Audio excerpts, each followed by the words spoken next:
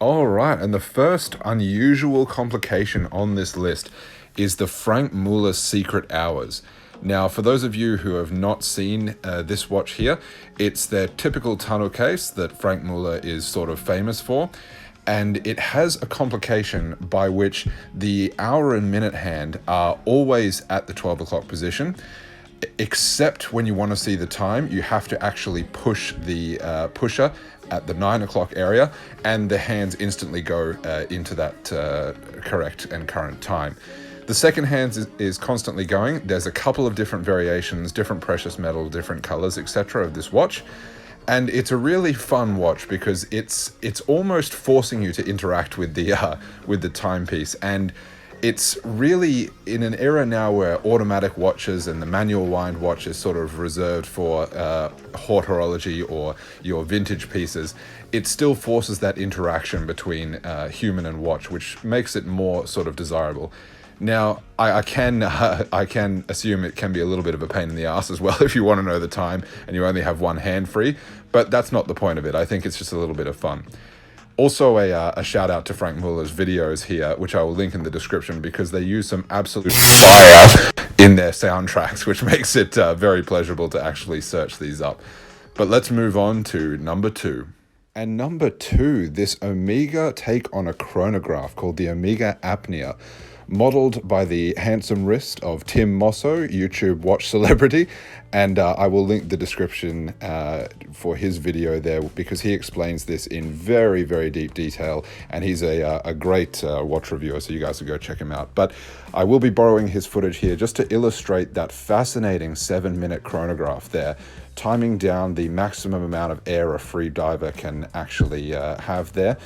The Omega Apnea is just a really different looking chronograph. Those orbs there on the dial turn to red and then back to white, or if the black dial version, back to black as the minutes elapse. One orb equals 1 minute. And though it is a pretty, standard complication in terms of a chronograph, it's just represented in a really interesting way. And I have a soft spot in my heart for this one as part of the weird and wacky world of watches. All right, now the third watch on our list here. This is something a little bit downbeat in terms of price range from the others that we've featured. But this is actually a Hamilton watch, and this is from their Jazzmaster collection. It's called the Face to Face. That's with a 2, not ATO. And it's probably one of the most, if not the most unique Hamilton, I think, in their range. This one here was the first iteration. They did make a face-to-face 2, which is a lot of 2s in that one name, but it's, in my opinion, it just doesn't have the same look or the same feel as the first one. It's this 2 watches in one case sort of design gives you a chronograph with one side there, a more dressy face with the other, but it exposes the rotor and the automatic movement on both. Now, it is a Hamilton. It's not going to be, Patek Philippe finishing or anything like that on the movement, but it is an undeniably fun watch. That rotating case there is a very unique sort of thing. It's usually reserved for watches like Reverso or the Basculante from Cartier, in a more smaller, dressier, reserved watch, but Hamilton just took it to 50 millimeters and said, you know what, let's just see what happens. And I quite frankly love it. And it's one of the only Hamiltons I've ever seen trading on the secondary market for around the 8 to 10 K mark, just in steel, which is in itself quite impressive. Okay, and fourth watch on the list of wacky complications is back to our previous list featuring brand Frank Muller. Now, this one here, again, tonneau case, again, many variations, gold, steel, etc. The dial can be different colors, all those sorts of things. This one here is a Vegas edition, and it has a working roulette table in the center. Now, the roulette complication actually works completely randomly, using torque buildup in the mainspring of the movement. Holding down the push button on the 3 o'clock crown there will actually spin around that little white tipped roulette hand there with the sort of squiggly main body, and releasing it will actually stop it and completely randomly. So this one here, a little bit of a soft spot because I am a bit of a maniac when it comes to roulette. I'm sitting here recording this wearing a Corum Bubble Casino roulette.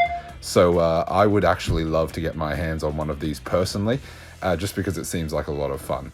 And once again, Frank Muller coming up with the weird, the wacky, and the seldom seen complications. Number 5, and by last, I don't mean least in this case, we're heading back to Omega again, this time for the central tourbillon de Ville.